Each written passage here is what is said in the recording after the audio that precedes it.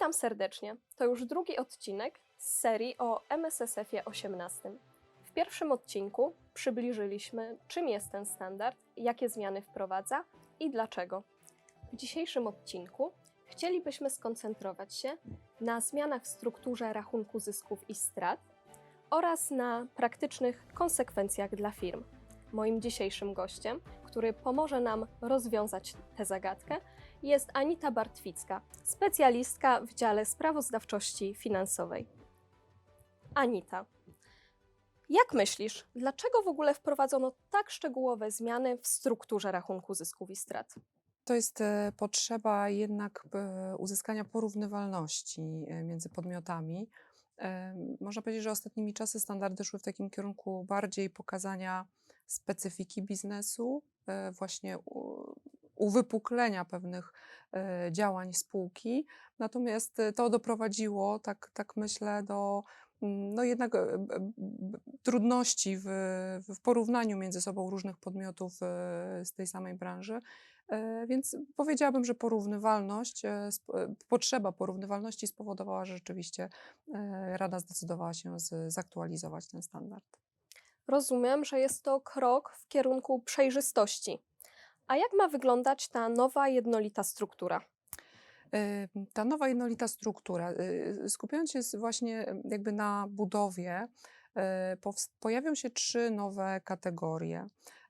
Kategoria dotycząca działalności czy wyników na transakcjach z działalności operacyjnej, działalność inwestycyjna i działalność finansowa. Jest to trochę inna prezentacja niż była dotychczas. Działalność operacyjna to będzie ta działalność podstawowa, dla której spółka istnieje, można powiedzieć. Działalność inwestycyjna to jest obszar, w którym spółka alokuje swoje wolne środki w jakiś sposób, i działalność finansowa, gdzie oczywiście pozyskuje finansowanie. To dość duża zmiana koncepcyjna. A jak myślisz, jakie obszary będą najbardziej problematyczne? Nie wiem, czy nazwałabym problematyczne, ale powiedziałabym o takich przynajmniej 2 grupach nie wiem, transakcji, czy może inaczej, zmian, które będą spółki musiały nanieść. Jedna wynika z tego, że standard oczekuje ujęcia skutków danej transakcji w jednym obszarze.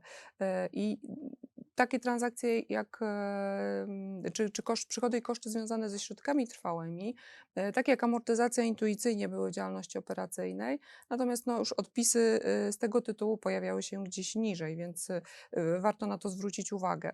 Czy teraz na przykład alokacja środków w postaci, nie wiem, lokat bankowych, inwestycji w spółki, w jakieś instrumenty finansowe będzie prezentowana najpewniej w działalności inwestycyjnej, natomiast trzeba pamiętać, że za tym chociażby stoją też różnice kursowe, które też w tym miejscu powinny się pojawić, idąc właśnie za tą transakcją. I to jest jakby jedna grupa zmian, których oczekujemy. Drugą grupą zmian są takie przesunięcia wynikające z tego, że dana transakcja dotychczas na przykład była klasyfikowana w działalności operacyjnej, ale jednak spółka przemyślała w świetle nowych regulacji to ujęcie i okazuje się, że to jednak może nie jest działalność operacyjna i trzeba ją pokazać w działalności inwestycyjnej. Faktycznie jest kilka istotnych aspektów, które trzeba przeanalizować przed wdrożeniem MSSF-a 18. A jak myślisz, jak MSSF 18 wpłynie na raportowanie w grupie? To jest jakby kolejny aspekt, który spółki będą musiały rozważyć, bo nie zawsze to, co jest z perspektywy jednostkowego ujęcia jest podstawową działalnością i znajdzie się w działalności operacyjnej, będzie również w tej samej działalności prezentowane z perspektywy grupy. No, takim klasycznym przykładem jest spółka, która jedyną, można powiedzieć, jej działalnością jest wynajem powierzchni. Dla jej działalności ewidentnie jest to działalność podstawowa, działalność operacyjna. Natomiast kiedy jej dane finansowe są już włączane w sprawozdanie skonsolidowane, pytanie, co robi grupa, co robią inne spółki w grupie i czy rzeczywiście ta prezentacja jest dalej uzasadniona.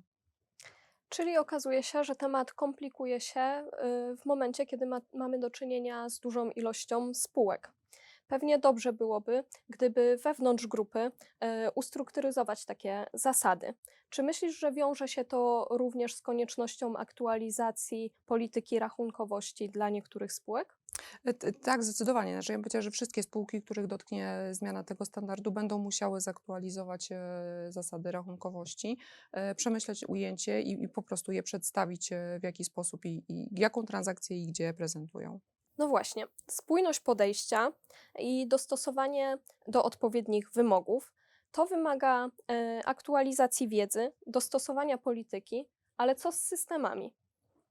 I to jest, bym powiedziała, kolejny aspekt tej zmiany, gdyż wiadomo, analiza merytoryczna i zdecydowanie, gdzie, jaką transakcję należy pokazać, to jest, można powiedzieć, wstęp, gdyż aktualnie po prostu korzystają spółki z bardzo wielu systemów, z różnych rozwiązań na różne potrzeby i no niestety ta prezentacja musi być również przeniesiona na tą stronę technologiczną.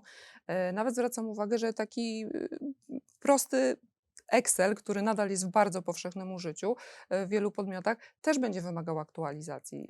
Dodatkowym aspektem jest zwrócenie uwagi na raportowanie grupy, gdzie mamy konsolidację, gdzie mamy albo jakiś system do konsolidacji dodatkowo, albo strukturę plików. Tam też w bardzo wielu elementach i ta prezentacja, czy sposób pozyskania danych, czy kwestie uzgodnień danych między spółkami, no będą wymagały po prostu istotnej aktualizacji. Podsumowując, MSSF 18 wprowadza wiele zmian w rachunku zysków i strat. Jakie działania należy podjąć w pierwszej kolejności?